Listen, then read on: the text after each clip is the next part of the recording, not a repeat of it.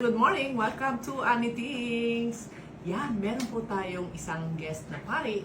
So, si Father, first name lang po, Father, okay na. Paulo po. Paulo, si Father Paulo, yan. So, eto na, na-surprise ako, na-shock ako, dahil kakaiba ang kanyang diet. So, di ba tayo, mga low carbers ay walang rice. Pero, naghanap siya ng rice. So, ako'y nagulat, siyempre, di ba? So, eto na, kaya sabi ko, nanghingi ako ng permiso na ma-interview si Father. Baka makatulong po sa ating mga iba na mga lola at lolo na hindi kinakaya ng walang rice ang kanilang diet at takot sa meat. Yan. So, eto na, baka ito na, no? Pwede nyong i-try, okay?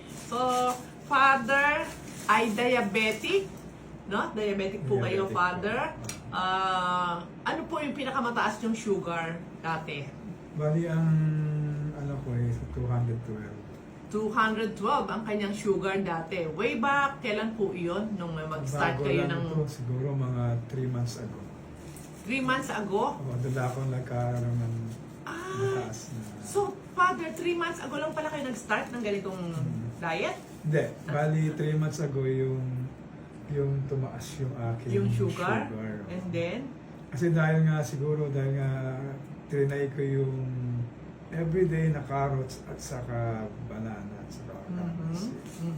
Ano ko baka yung sa banana. Kasi everyday. Every So, night ako nagtitake. ayun. So, doon, tumaas yung sugar Doon niyo. tumaas yun. Ayun. Pero nung pumunta ako sa doktor noon, ayun ano ko yung sugar ko, tumaas ng 212. Ayun. So, ngayon po ang sugar nyo ay ilan na lang po? Naglalaro sa mga 80s to 90s. Wow, kakaiba, di ba? Ito na, tanungin na natin kung ano yung diet niya, kung anong klaseng mga food. Bakit na may maintain niya na below 100 ang kanyang sugar. Ayan na, so, naku, magugulat kayo, kakaiba talaga ito. Ayan, so nanghingi siya ng kanin! Meron siyang rice! At syempre, buti na lang, meron akong gulay na niluto na yung tinatawag nating broccoli rice. Nilagyan ko lang siya ng bawang at saka asin. So, simple yan lang ang aking nilagay dyan. At saka meron siyang tubig. So, merong in-offer, meron tayo ditong soda water, pero hindi rin niya out daw sa kanya. Sabi ko, gusto kong interview talaga si Father. Yan, out yan, okay?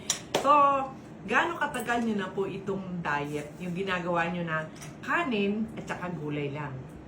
Matagal na ko yan, since ano pa yan, year 2000 pa yan. Oh, year 2000. Mga ilang cups per meal ang inyo pong kanin? Sabi kasi umabot ko siguro ng mga 2 cups. 2 cups. Pinaka-normal na yun, 2 cups. At 3 meals. 3 meals po. So, 6 cups a day ng rice si Father. Di ba? Tapos, eto pa, may paborito pa raw siyang gulay, ha? Simple gulay lang talaga at saka kanin daw ang kanyang food. Ano yung paborito niyo? Natama ako sa paborito niyang gulay. Sa ngayon, ang inaano ko, after na ma-discover ko na tumaas yung sugar ko, yung alugbate, tapos yung okra, and then yung saluyot.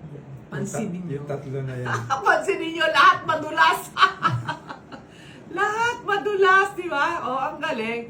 Tapos, plus 2 cups ng rice per meal. So, yung alugbate, ano po, tinatalbog nyo lang sa, anong luto yun? Bali parang laga lang. Tapos, nagyan ko lang asin o kaya bagoong ng konti. Para magkaroon ng lasa. O, tingnan nyo, di ba ganun lang kasimple? Tapos kanin na, 2 cups. Kaya, sabi ko kakaiba, no? So, sabi ko, nanghingi akong paintulot nga na ma-interview kasi talagang meron naman tayong mga lola at lolo talaga na nahihirapan na give up ang rice. So, yung sa akin lang po na bakit hindi nyo rin i-try doon sa mga nahihirapan. Kakaiba, di ba? Kakaiba talaga. Isipin mo, ang ninang nyo ayaw na ng rice. Pero si Father, diabetic, na ganun kataas ang sugar, pero 2 cups rice every meal niya. O, yun lang po ha. Tapos tubig. Wala na po kayong ibang iniinom na drinks. Wala na po. Kasi Wala na. Kaya nga give up ko lahat kasi nga dahil nga ayoko rin maggamot eh. Opo. Kaya Ay, so ngayon- wala kayong gamot ngayon? Hindi, ngayon meron ako pero tinigil ko na eh kasi medyo mababa. Ayun, o see? So, tubig lang po talaga. So, kahit, kahit saan kayo makarating, kahit basta tubig lang. Magsakripisyo ka talaga. Oo. O, tubig lang daw po, ha? Tubig lang. Yung gulay niya. Oo nga, tubig lang ang drinks. Posible nga baba. Tapos gulay, ang fish daw hindi siya mahilig. Hindi siya mahilig sa so, fish. hindi mahilig sa fish at ang meat talagang zero meat siya. Basta gulay lang at saka rice. Okay? O yun na. So tama na ha. At may lakad pa sila. So maraming salamat sa inyo. Thank you po, Father, ha? Thank you At po. pinabigyan niyo po kami. So naway makatulong ito, yung sharing natin sa iba. Pwede niyong itry po, ha? Okay, so thank you. Stay strict, low carb. God bless!